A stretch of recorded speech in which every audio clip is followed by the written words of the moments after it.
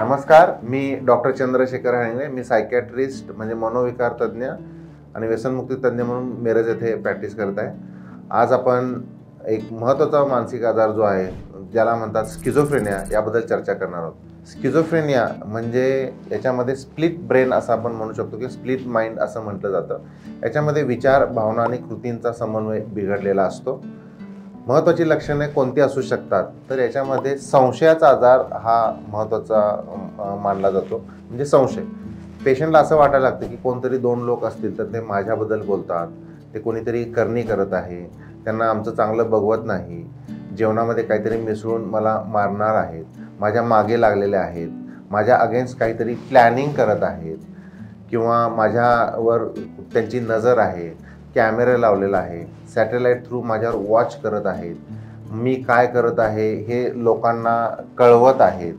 कधीकधी पेशंट असं म्हणतो की माझ्या मनात जे विचार आहेत ते माझे नाही आहेत, दुसरे कोणीतरी आहे ते माझ्या मनामध्ये विचार घालत आहेत, माझे जे विचार आहेत कोणीतरी काढून घेत आहे असं म्हणतो. कधीकधी पेशंट म्हणतो की मी काहीतरी बोलणार आहे, त्याच्या अगोदरच माझे विचार लोकांना कळतात.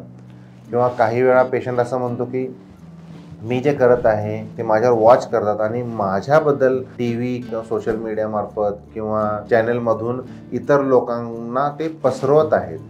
आणि सर्वात महत्त्वाचा जो प्रकार आहे तो म्हणजे पॅरानॉइड स्किझोफ्रेनिया. पॅरानॉइड म्हणजे संशय येणे.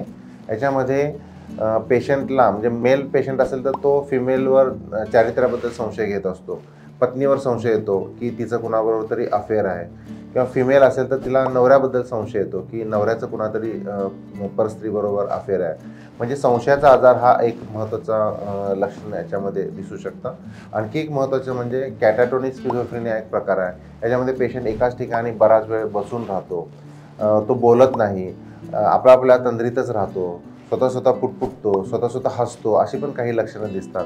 कधीकधी एकाच पोझिशनमध्ये तो 2 तास 3 तास असंच राहतो एकाच ठिकाणी. कधीकधी आपण जे बोलतो तर तो रिपीट करतो, म्हणजे याला इकोलेलिया म्हणतो. इकोप्रेक्झिया म्हणजे आपण असे हात वर केले तर तो पुन्हा तीच रिपीट करत असतो, तर याला इकोप्रेक्झिया म्हणतात. पिलो कुशन इफेक्ट म्हणतात. म्हणजे पेशंट जर झोपला असेल आणि त्याची जर मान उचलली तर तो त्याच पोझिशनला तसाच वेळ तो बराच वेळ ठेवू शकतो. याला पिलो कुशन इफेक्ट म्हणतात. ऑटोमॅटिक ओबिडियन्स म्हणजे त्याला काही सांगितलं तर पेशंट ऐकत असतो. किंवा निगेटिव्हिजम म्हणजे काही सांगितलं तरी ऐकत नाही, अंघोळ करत नाही, आपल्याच तंद्रीत राहतो, काम करत नाही, घरात नुसतं बसून राहतो. काही पेशंटमध्ये तर डिसऑर्गनाइज स्किझोफ्रेनियामध्ये इकडे तिकडे फिरतात, कपडे असतात कधी कपडे नसतात, उकिरड्यावर ते कचरा गोळा करत असतात, अन्न गोळा करत असतात. तर ही सर्व लक्षणं ही स्किझोफ्रेनियाची आहेत. आणि याचा इलाज जर आपण केला तर नक्कीच यश मिळू शकतं. आणि हा नक्की आजार कशामुळे होऊ शकतो, तर केमिकलच्या इम्बॅलन्स, याला डोपामिन नावाचं केमिकल आहे, त्याची जी लेवल आहे ती कमी झाल्यामुळे होतं. शक्यतो जास्ती लेवल झाल्यामुळे असं होत असतं. हेरिडिटरी फॅक्टर्स म्हणजे अनुवंशिकता पण आहे. फॅमिली मेंबर्समध्ये हा आजार झाला असेल तर हे होणाऱ्या पिढीमध्ये होऊ शकतो. सायकोसोशल फॅक्टर म्हणजे काही स्ट्रेसफुल फॅक्टर्समुळे पण याची सुरुवात होऊ शकते असं म्हणतात. आणि कधीकधी काहीही कारण नाही तरीही हा आजार होऊ शकतो. ट्रीटमेंट कशी देऊ शकतो आपण, तर औषधोपचार उपलब्ध आहेत. OPD बेसिसवर ट्रीटमेंट करू शकतो. जे पेशंट कोऑपरेटिव्ह आहेत, अर्ली स्टेजमध्ये आहेत, त्यांची ट्रीटमेंट करू शकतो OPD बेसिसवर. ड्रगचा वापर करून अँटीसायकॉटिकचा वापर जास्ती राहतो. कधीकधी मूड स्टेबिलायझरचा वापर करावा लागू शकतो. आणि जे पेशंट व्हायलंट असेल, कोऑपरेटिव्ह नसेल तर अशा लोकांना ॲडमिट करण्याची गरज लागू शकते. ॲडमिट केल्यानंतर काही पेशंटमध्ये ECTची ट्रीटमेंट लागू शकतो, म्हणजे इलेक्ट्रिकॉनॉलॉजी थेरपी.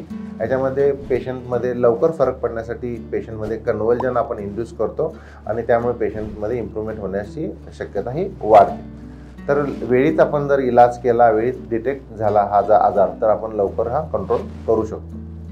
पुन्हा एका नवीन आजाराबद्दल आपण चर्चा करण्यासाठी पुन्हा भेटू. तोपर्यंत नमस्कार.